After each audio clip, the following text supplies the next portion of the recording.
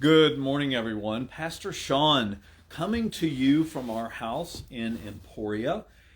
And got to adjust my camera just a hair here as I sit back. Um, so we're not having worship today because in person.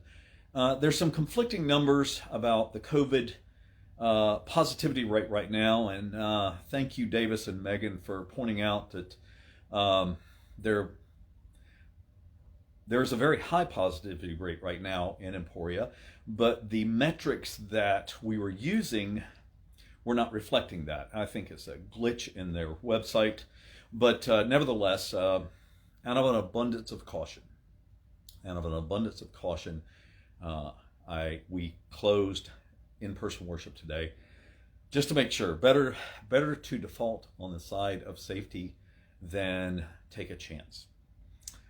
So today's message is one we all know really, really well, or most of us know really, really well, and it's when Jesus starts calling his disciples. And I'm reading from Mark chapter 1, starting at verse 16. One day, as Jesus was walking along the shore of the Sea of Galilee, he saw Simon and his brother Andrew throwing a net into the water, for they fished for a living. And Jesus called out to them, "Come, follow me, and I will show you how to fish for people." And they left their nets at once and followed him. A little farther up the shore, Jesus saw Zebedee's sons, James and John, in a boat repairing their nets, and he called them at once. And they also followed him, leaving their father Zebedee in the boat with the hired men. God bless the reading of his word today. Our Old Testament reading also it's about a call. And that's what we're going to talk about today. It's about call. And what are we called to do? The Old Testament reading is from Jonah. And if you look on YouTube and you look up Mary Margaret and Jonah, that's all you have to search for is Mary Margaret and Jonah.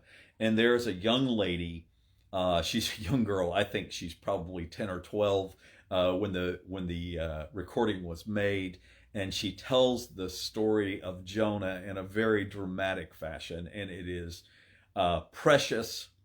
It is powerful to watch, given the age of this young lady as she tells this story, this very animated story of Jonah's call and his denial of the call.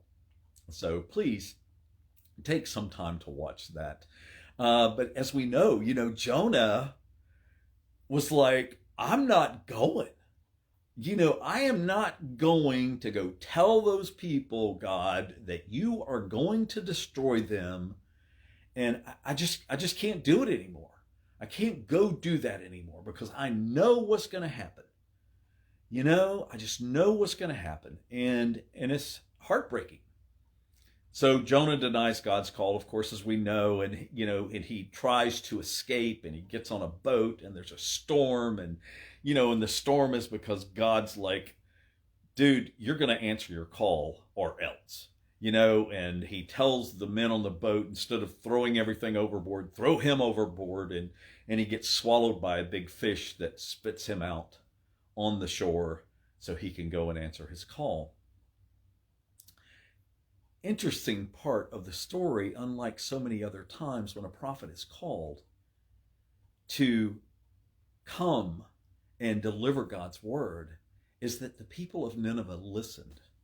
They're like, wow, maybe we are doing wrong. Maybe we should do better. So instead of destroying the city, God blessed the city. Now, Peter, let me get back here. He goes, Peter and Andrew, brothers, he calls them, and they drop their nets and they come and follow him. Now, they had some pre-knowledge that, this guy Jesus is the Messiah. He's the one we've been waiting for. And what a gift to get called to be one of his disciples. And they knew about prophets and prophets having disciples. They knew of those things.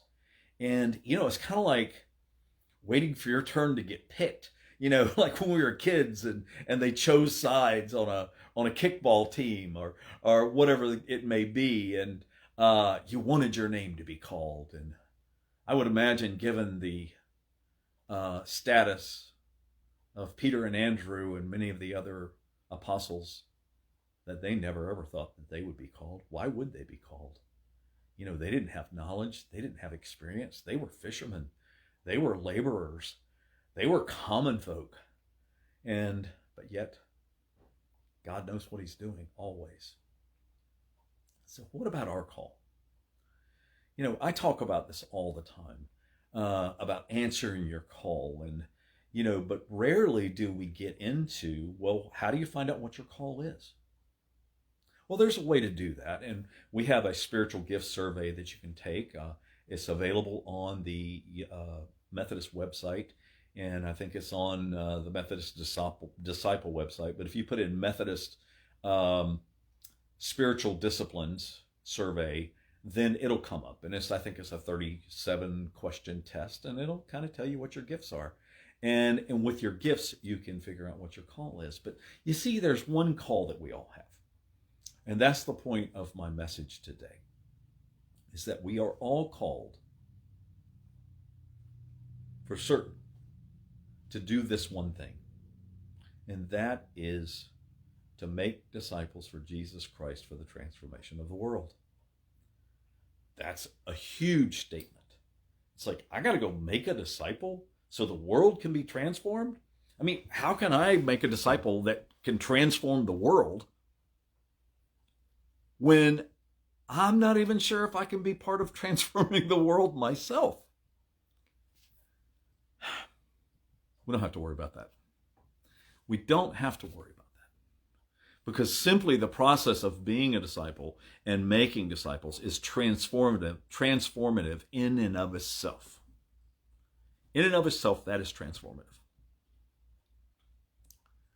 All we have to do is find someone to disciple. That's all we have to do. Now, where our gifts come in is how we go about doing that.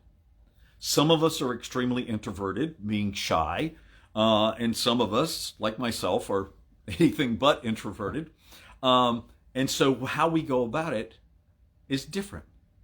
But doesn't matter how we go about it. We go about it in the way we can. But it's January. It's January 24th. It's the first month of the year. Oh, on a side note, the 21st, I made a post about this. The 21st of January was the 21st day of the 21st year of the 21st century. That's kind of a neat thing. But back to what I'm saying. How about this? How about you find one person? One person who is not going to church right now, and get them to come with you.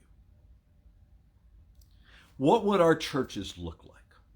What would our church at Independence look like if every person who comes on a regular basis brought one other person with them? So pre-COVID, we had an average attendance low 30s is where we were.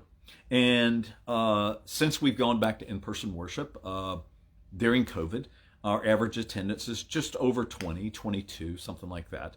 And by COVID regulations, we can actually seat 41 people in our sanctuary.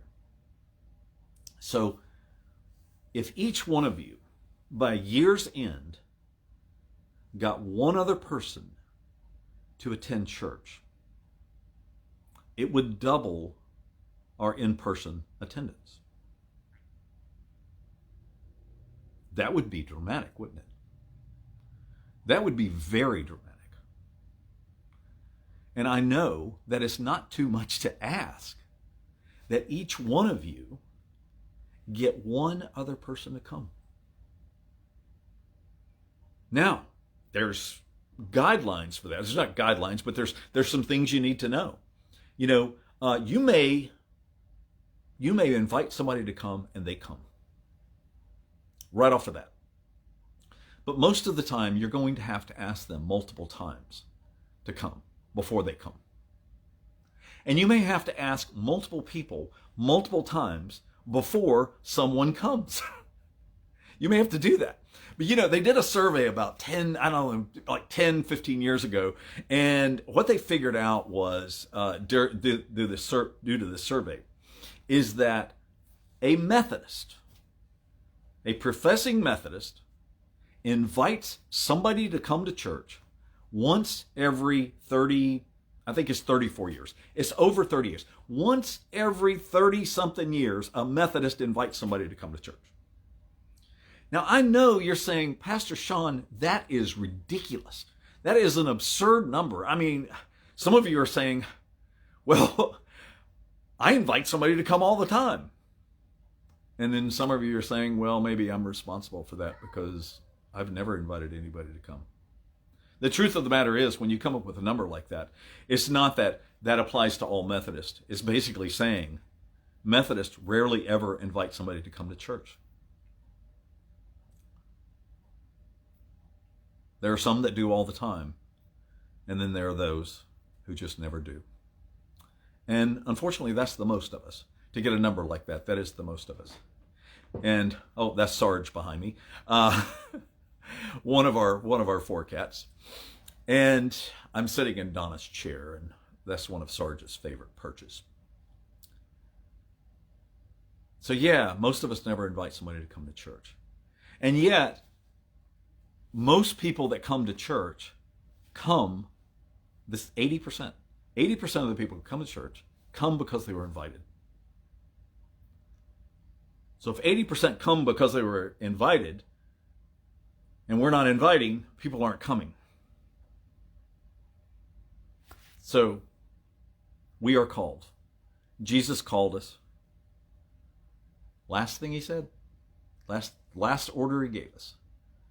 Go ye therefore and make disciples of all nations, baptizing them in the name of the Father, Son, and the Holy Spirit, and teach them to be disciples. And by getting them to come to church, you don't have to worry about teaching them to be disciples.